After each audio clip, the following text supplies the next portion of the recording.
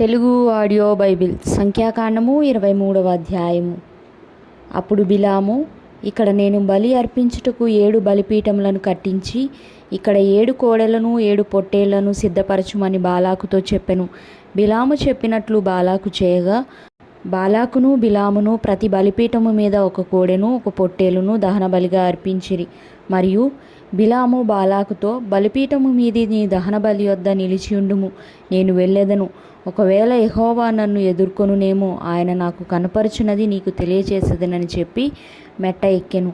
దేవుడు బిలాముకు ప్రత్యక్షము కాగా అతడు, నేను 7 బలిపీఠములను సిద్ధపరిచి ప్రతి దాని మీదను 1 కోడెను 1 పొట్టేలును అర్పించితినని ఆయనతో చెప్పగా, యెహోవా ఒక మాట బిలాము నోట ఉంచి, నీవు బాలాకు నొద్దకు తిరిగి వెళ్ళి ఇట్లు చెప్పుమనెను. అతడు బాలాకు నొద్దకు తిరిగి వెళ్ళినప్పుడు అతడు మోయాబు అధికారులందరితో తన దహన బలి యొద్ద నిలిచి ఉండెను. అప్పుడు బిలాము ఉపమాన రీతిగా ఇట్లనెను, అరాము నుండి బాలాకు తూర్పు పర్వతముల నుండి మోయాబు రాజు నన్ను రప్పించి, రమ్ము, నా నిమిత్తము యాకోబును శపింపుము, రమ్ము, ఇశ్రాయేలును భయపెట్టవలెను అనెను. ఏమని శపింపగలను? దేవుడు శపింపలేదే. ఏమని భయపెట్టగలను? దేవుడు భయపెట్టలేదే. మెట్టల శిఖరము నుండి అతని చూచుచున్నాను, కొండల నుండి అతని కనుగొనుచున్నాను. ఇదిగో, ఆ జనము ఒంటిగా నివసించును, జనములలో లెక్కింపబడరు.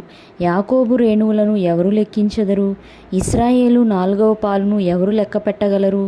నీతిమంతుల మరణము వంటి మరణము నాకు లభించునుగాక, నా అంత్యదశ వారి అంతము వంటి దగునుగాక అనెను. అంతటా బాలాకు బిలాముతో, నీవు నాకేమి చేసితివి? నా శత్రువులను శపించుటకు నిన్ను రప్పించితిని, అయితే నీవు వారిని పూర్తిగా దీవించితివనెను. అందుకతడు, యెహోవా నా నోట ఉంచిన దాని నేను శ్రద్ధగా పలుకవద్దా అని ఉత్తరం ఇచ్చెను. అప్పుడు బాలాకు, దయచేసి నాతో కూడా మరి ఒక చోటికి రమ్ము, అక్కడ నుండి వారిని చూడవచ్చును. వారి చివర మాత్రమే కనబడును గాని వారందరూ నీకు కనబడరు. అక్కడ నుండి నా నిమిత్తము వారిని శపింపవలెనని అతనితో చెప్పి పిస్కా కొననున్న కావలివారి పొలమునకు అతని తోడుకొని పోయి 7 బలిపీఠములను కట్టించి ప్రతి బలిపీఠము మీద 1 కోడెను 1 పొట్టేలును అర్పించెను. అతడు, నీవు ఇక్కడ నీ దహన బలి యొద్ద నిలిచియుండుము, నేను అక్కడ యెహోవాను ఎదుర్కొందునని బాలాకుతో చెప్పగా, యెహోవా బిలామును ఎదుర్కొని ఒక మాటను అతని నోట ఉంచి, నీవు బాలాకు నద్దకు తిరిగి వెళ్ళి ఇట్లు చెప్పుమనెను. అతడు బాలాకు నద్దకు వెళ్ళినప్పుడు అతడు తన దహన బలి యొద్ద నిలిచి ఉండెను. మోయాబు అధికారులను అతని యొద్ద నుండిరి. బాలాకు యెహోవా ఏమి చెప్పెనని అడుగగా, బిలాము ఉపమాన రీతిగా ఇట్లనెను, బాలాకు, లేచి వినుము, సిప్పోరు కుమారుడా, చెవియొగ్గి నా మాట ఆలకించుము. దేవుడు అబద్ధమాడుటకు ఆయన మానవుడు కాడు, పశ్చాత్తాపపడుటకు ఆయన నరపుత్రుడు కాడు. ఆయన చెప్పి చేయకుండునా? ఆయన మాట ఇచ్చి స్థాపింపకుండునా? ఇదిగో, దీవించుమని నాకు సెలవాయెను, ఆయన దీవించెను, నేను దాన్ని మార్చలేను.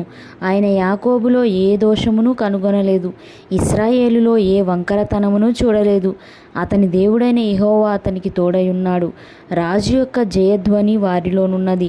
దేవుడు ఐగుప్తులో నుండి వారిని రప్పించెను. గురుపోతు వేగము వంటి వేగము వారికి కలదు.